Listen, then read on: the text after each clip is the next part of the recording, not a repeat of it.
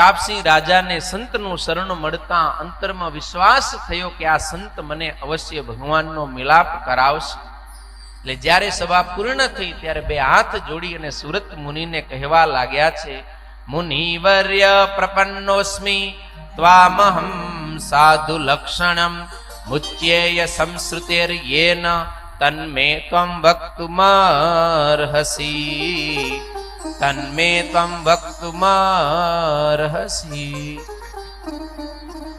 પ્રતાપસિંહ રાજા કહે છે કે હે મુનિવર્ય, પ્રપન્નોસ્મિ ત્વામહં, હે ઋષિવર હું તમારે શરણે છું.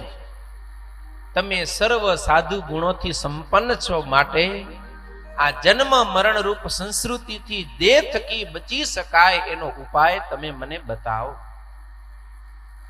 વાલા ભક્તો, પ્રતાપસિંહ રાજાએ સુરત મુનિને બહુ અદ્ભુત પ્રશ્ન પૂછ્યો છે. શું પૂછ્યું છે? મુચ્યેત સંસ્કૃતેર યેન, એવો કંઈક ઉપાય બતાવો કે જેના વડે હું આ જન્મ મરણ રૂપ સંસ્કૃતિ થકી છૂટી શકું. હવે આ જન્મ મરણ રૂપ સંસ્કૃતિથી ખાલી એક પ્રતાપસિંહ રાજાને છૂટવાનું છે કે આપણે છૂટવાનું છે? છૂટવું એ આપણે આમ તમને આમ ખબર પડે, આમ આપણે જન્મીએ પાછા મરીએ, વરી જન્મીએ પાછા મરીએ, આ એક ચક્કર છે. એમ આ ચક્કર માંથી એમ બારે નીકળવું છે કે આમ મજા આવે રહી? એમ જન્મીને પાછા મરીએ, પાછા જન્મીને મરીએ, એમ મજા આવે રહી? નથી આવતી. ક્યાં પાણા પડે રહ્યા? એમ આના પેલા કેટલા જન્મ લઈ આવ્યા અને અત્યારે મોજ જ કરી રહ્યા, નથી કરતા. અત્યારે કોઈ કે હાલો મરવું હોય, હાલો અત્યારે રેડી હો. કેટલા રેડી? કોઈ રેડી નથી. પાછો જન્મ ધારણ કરીને પાછો શિવગઢમાં જ આવવાનું, નથી આવવાનું. પણ આ બધું વિચારો ને તો ખબર પડ્યો.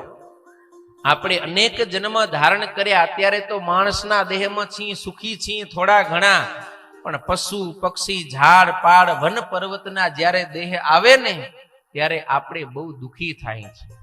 જો અત્યારે આપણા ગામમાં કેટલાય ઝાડમાં હશે, આપણા માટે તો એ પરોપકારી છે કે કેવો ઠંડો છાંયો આપે, પણ એની બચારાની હાલત કેવી હશે? આજે બપોરે 2:30 વાગે એને એવો તાપ પડતો છે ને એમ ઘણું થતું હશે કે આ કેવો મોટો માંડવો માંડ્યો હે, એના નીચે જાઉં, ફુંવારા હાલે, ટાઢક લઉં, પડી ડગી હગે ત્યાંથી લીમડો? ડગી હગે? ન ડગી હગે. એને ગમે એવી ટાઢ પડે, તડકો પડે, વરસાદ પડે, પણ એના પગ ઘૂતેલા, એને ત્યાં ને ત્યાં રહેવું પડે.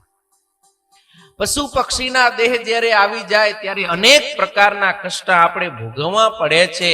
એટલે આ સંસાર છે ને, જન્મ મરણ એ દુઃખરૂપ છે.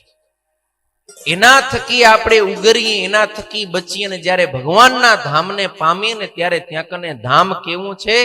અતિ સુખરૂપ છે. ઓ સુખ સુખ સુખ અતિ, નહીં દુઃખનો લવલેશ, જે ધામમાં જાણજો નહીં કાળ માયાનો કલેશ. એવું ભગવાનનું અતિ સુખરૂપ ધામ છે. એ ધામને પામવું હોય ને તો અહીંયા કને પ્રતાપસિંહ રાજાએ સરસ પ્રશ્ન કર્યો છે. મુચ્યેત સંસ્કૃતેર યેન, આ જન્મ મરણ રૂપ સંસ્કૃતિથી કઈ રીતે છૂટી શકાય એનો તમે મને ઉપાય બતાવો.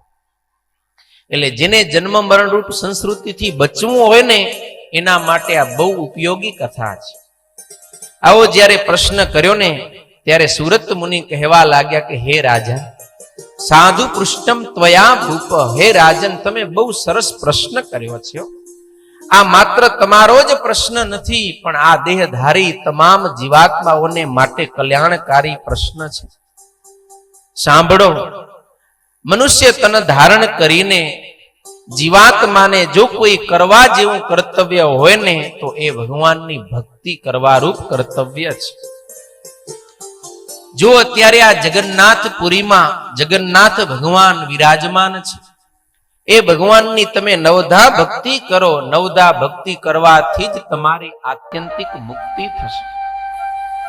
સુરત મુનિના વચન સાંભળી એમાં વિશ્વાસ રાખી પ્રતાપસિંહ રાજા ભગવાનની ભક્તિ કરવા લાગ્યા છે.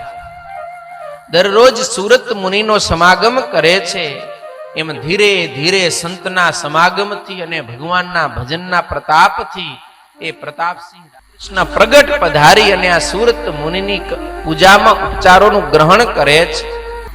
પ્રતાપસિંહ રાજા કહેવા લાગ્યા છે, અભાગ્યમ મમ બ્રહ્મન અદ્ય મે સફલમ જનુ યત્વત સમાગમમ પ્રાપ્તઃ સુરાણામપિ દુર્લભઃ દુર્લભમ સુરાણામપી દુર્લભમ.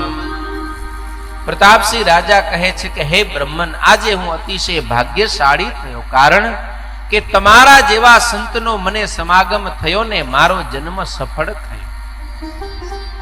કેમ? તો કે તમારા જેવા સંતનો સમાગમ એ તો સુરાણામપી દુર્લભમ, સ્વર્ગવાસી દેવતાઓને પણ અતિ દુર્લભ છે.